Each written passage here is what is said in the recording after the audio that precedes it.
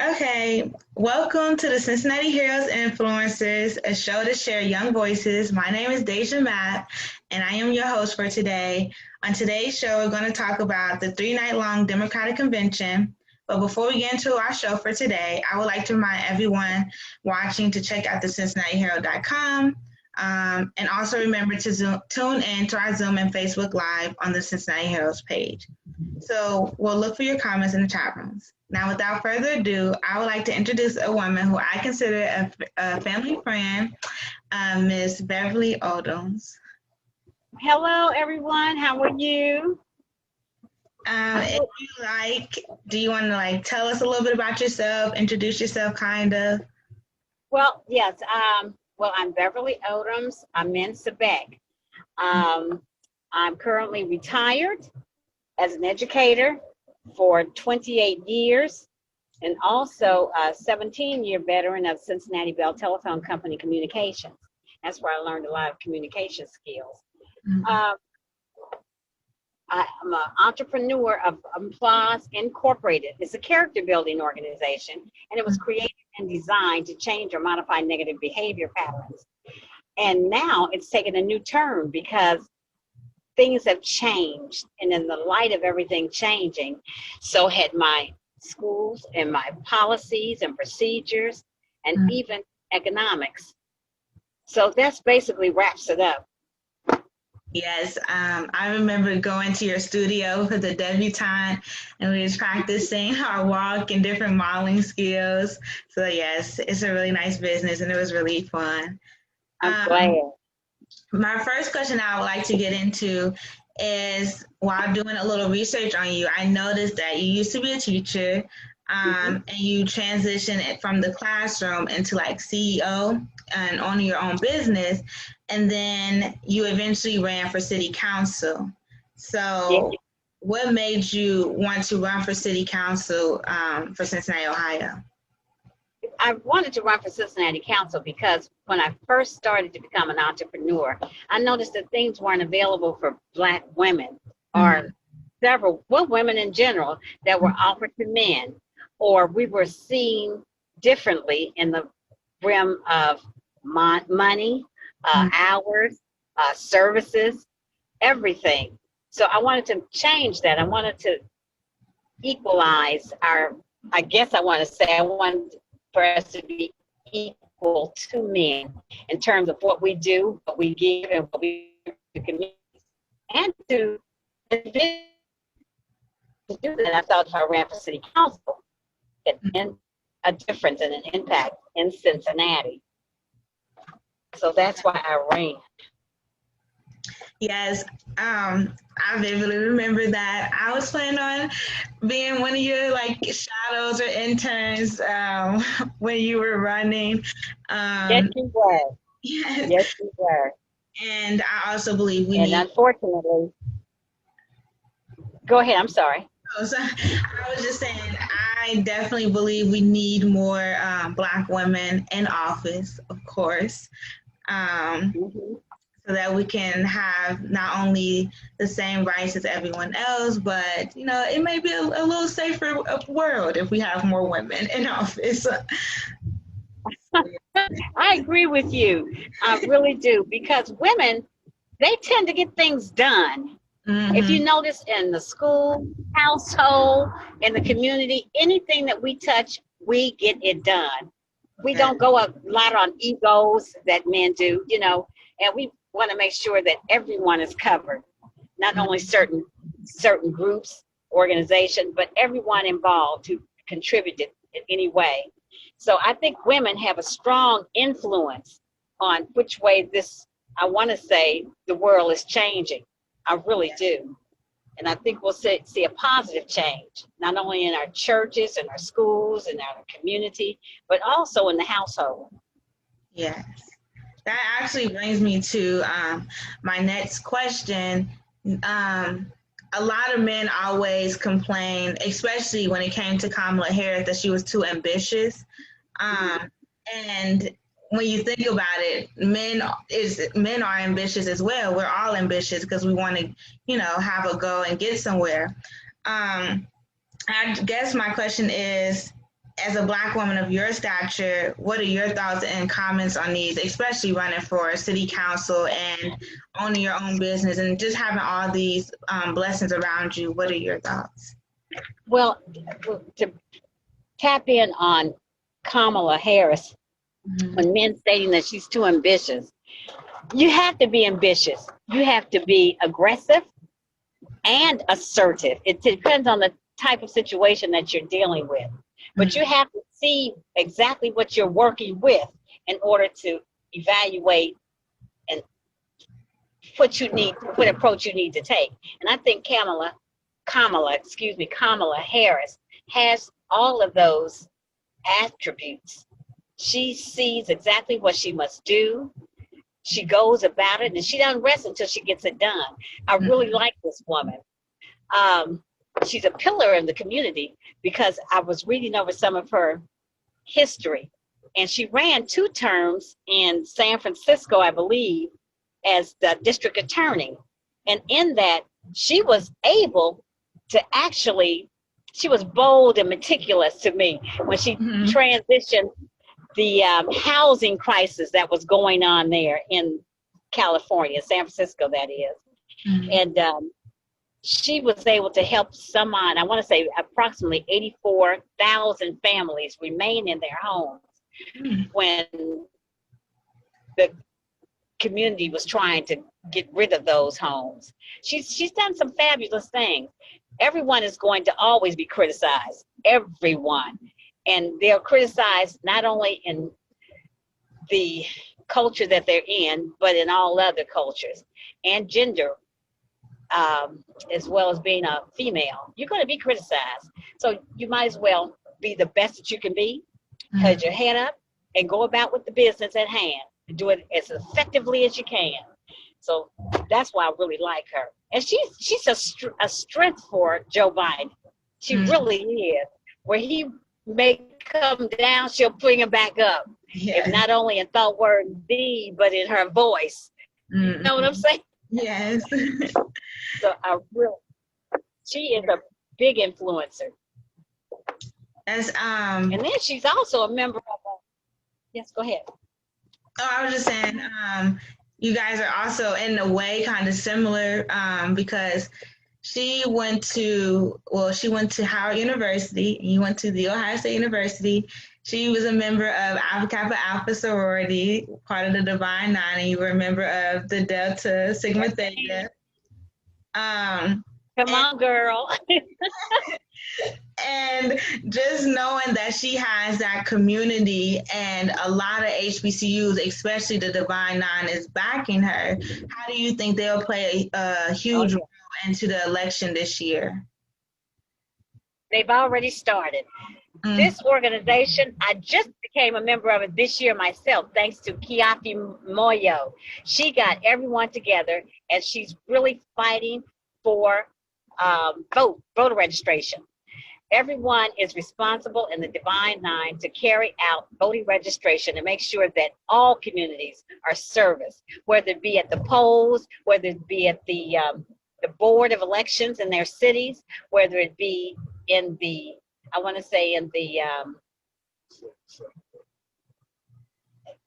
I'm sorry. Etc. Okay. My husband sees that I'm lost for words, but it's just so important. And the Divine Nine has picked up that baton and ran with it. I see so many young sorors and young Divine Nine members actually doing things that they never did before in the political arena. I never thought I would be somebody to actually voice my Black opinion in terms of politics. But I'm getting more and more engaged. I don't know if that's become of age or wisdom, but I want to make sure that your generation is completely informed. And I believe that's what Kamala Harris wants also. She wants to make sure that all cultures are informed, and sometimes at the table when things are being orchestrated. Yes. So that's where I stand with the Divine Nine. Yes, I even, because my sister, she's a Alpha Kappa Alpha, so I noticed her kind of getting more into, political activism, my parents always been in the political world. So, Yeah. and that also brings me to with you being a former teacher and being in education, are you excited? Does it make you very excited to see the younger generation come out and they're starting to voice their opinions, they're starting to volunteer for the voting polls and really getting active just with everything going on now? Oh, it's just a dream come true for me, especially when you see students that have gone through your hands. You've taught them, and they voice their opinions so strongly. They want their rights. They want credibility. They don't want to be an outcast. They're tired of all this violence, killing each other. We got guns, but it's they're stepping up to the plate more so than my generation did. They are helping out more, and they're becoming more aware of how politics run, the system, and how it plays. And because they've taken so many things out of the school system that made my generation aware of it, like civics. I couldn't believe that they took civics out of the school system. That taught you exactly the step-by-step movement of politics, I know when my parents went to school, they said they had different things that prepared you for life. So like, learn how to cook, you learn about economics. I'm like, I wish we had that in our school because that's exactly right. And back in those days when your parents went to school and my parents went to school and myself, it was called vocational services. Yes, and vocational services were good because young brothers was able to go into the mechanics and fix cars, and by the time they graduated, they were able to have their own establishments. That's how come we had so many Black businesses in the communities, because we were right out of high school, we were able to do that. And cosmetology was wonderful. That was in almost every high school that we had. Once you were 2 weeks away from graduating, that teacher would take a busload of kids up to Columbus to take that test to get certified as was cosmetology, for hair and nails. And by the time they turned that tassel in graduation of 12th grade, they was able to go into any establishment, beauty salon, or run their own. But those things have been taken away, and that's why all of these young brothers are really out here shooting with guns and doing things negatively, because we have taken everything that they could do out of their reach, except for violence. And now it's a game to me, of the haves and the have-nots, and that shouldn't be. Your father was a good example of helping all these young people. He took brothers and taught them electrical engineering, because he's an electrician and the top of the line. And I was really hurt when they took that away from him. I really was, because he was trying to help everyone he could and come out with some type of skill. College isn't for everyone. No. Some people just don't do well in college, or don't have anything after. And you know what? I'm not going to say college hurts, but all these college graduates are trying to get all of these young folks jobs now that are just high school students. So we don't want to oust anybody, but we want to make sure that we can get everybody up to their. Hello. It kind of broke up a little bit.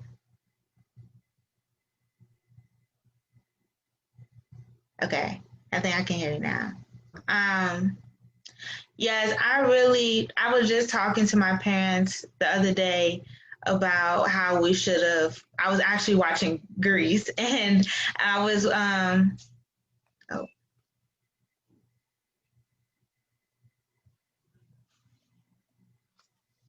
well, I'm pretty sure she's gonna come back to our Zoom. But I'm just gonna, okay, here she is right now. Hello?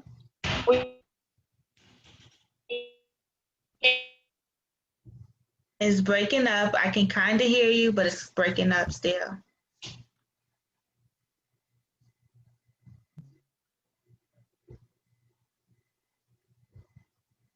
Okay. We're having a little technical difficulties with the audio. Um, Okay. okay, now she's back. I can I hear. see you. Okay. Okay. But yes, I was just saying the other day I was watching Grease with my parents, and I was Oh shoot! It happened to me.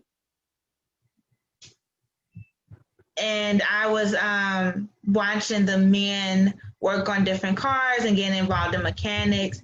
And like you said, I really think it would be beneficial to especially students my age that don't attend college, because not only is college time consuming and stressful, it's expensive. There you go. Everyone don't have the means to go to college. And plus, even the people that do go to college have hard times finding a job after college. So if they, we would really be able to invest in ourselves and in our community if we had those back in school. Because I mean, that's just Yeah. they took it out. They took them all out. All the avenues to make a black person, a black male especially, successful, they eliminated it. And all of this is by design, but this year, that's why it's so important to vote this year, whether it be locally or for the presidential election. Both are important because it could change the dynamics of this entire journey for our future. This can bring about change. I don't think they'll ever put those things back into the school system, but we can open a vocational school that are equipped with all of those. I think we should have at least 2 or 3 in each city with nothing but things like communication, what do I want to say, plumbing, electrical, cars, what do you call them, mechanics. And this is the ironic thing. I took my car, the Lexus, this was last year, took it to get the service. And usually it only takes maybe about no more than an hour. I had to get a loaner car and it took 2 days. So finally I was so upset with the Lexus. I said, well, what is going on? They said, Miss Owen, I'm be honest with you. We don't have enough mechanics. We don't have anybody skilled enough. They keep running out. And if they are coming to us, they're unequipped to service a Lexus because they don't know the logistics of it. So this is what I'm saying. We got to go back and redo a lot. Because we put Band-Aids on a lot of it's time to take the Band-Aids off the big problem. And that's to and I'm thinking that women can make this happen. We can pass legislature to make things happen. That actually reminds me of this quote that Kamala Harris said during her speech in the Democratic Convention. She said, how this virus has no eyes and yet knows exactly how we see each other and how we treat each other. And let's be clear, there's no vaccine for racism.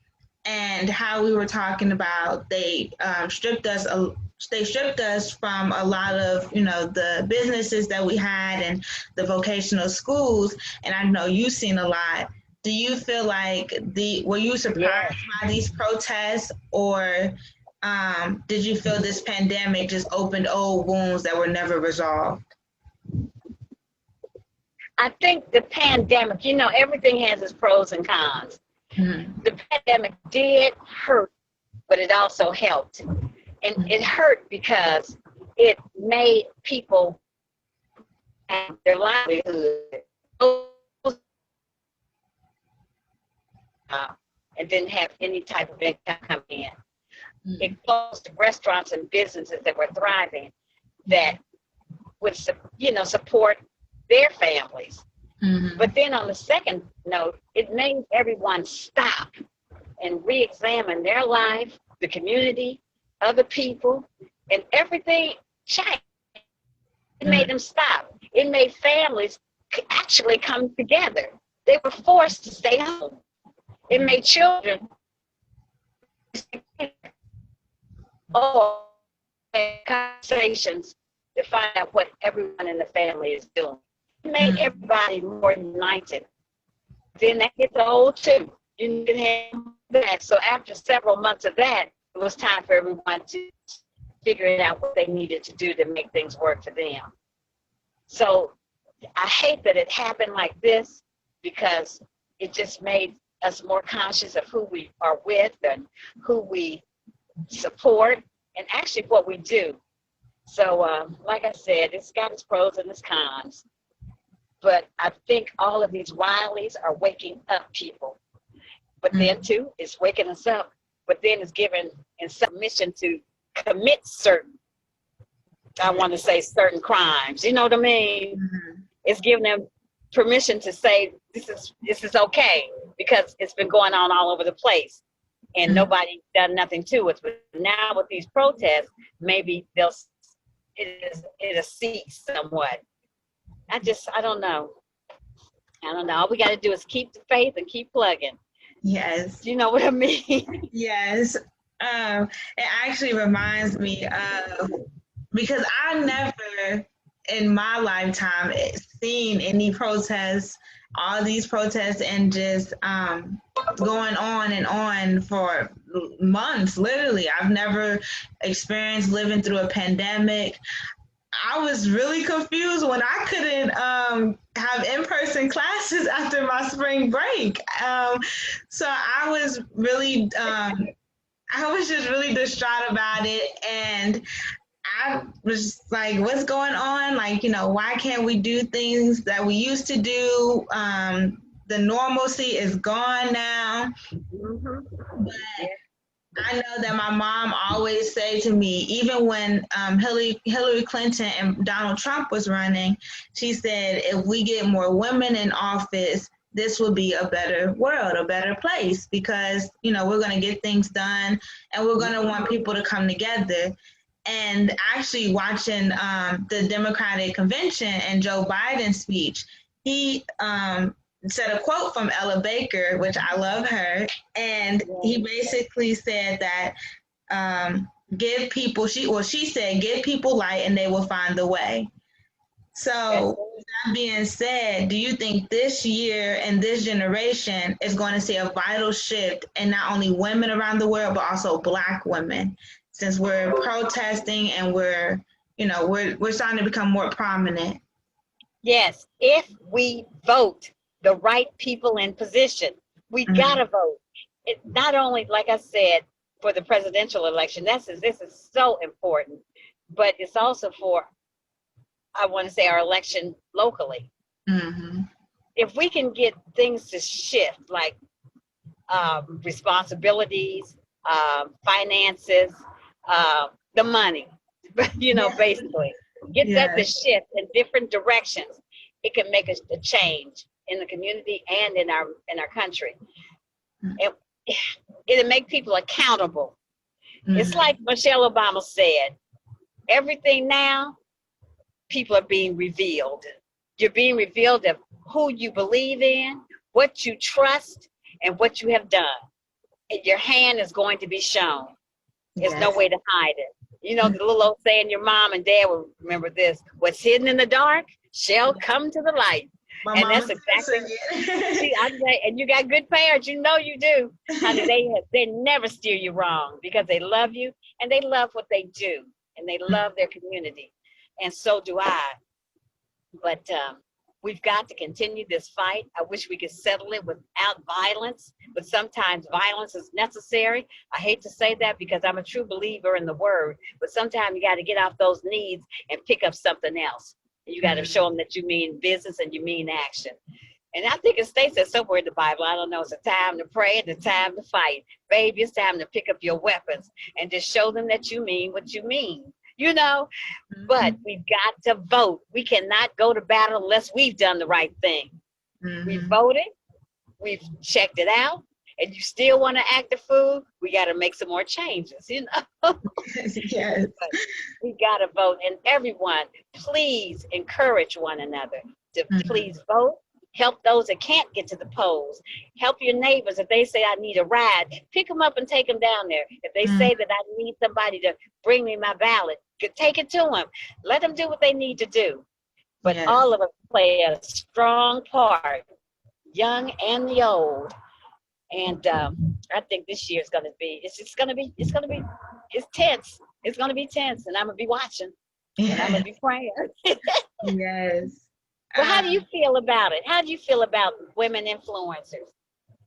I'm a huge fan of it. I've always said, even when I was a little kid, well, why do so many men in the White House? Where's all the women? And my parents would just tell me, well, if people don't go out to vote, then, this is who we're left with. Mm-hmm. And I think I really started getting into politics when I I actually worked for the polls 1 year in high school. Oh, Yes. And I think I might have been 17. And I was like, okay, I think I enjoyed this. And when I actually was able to vote, I think it was just revolutionary for me because it was like, wow, I actually cast my ballot. I actually did something that's going to change the world. I feel like it was bigger than me.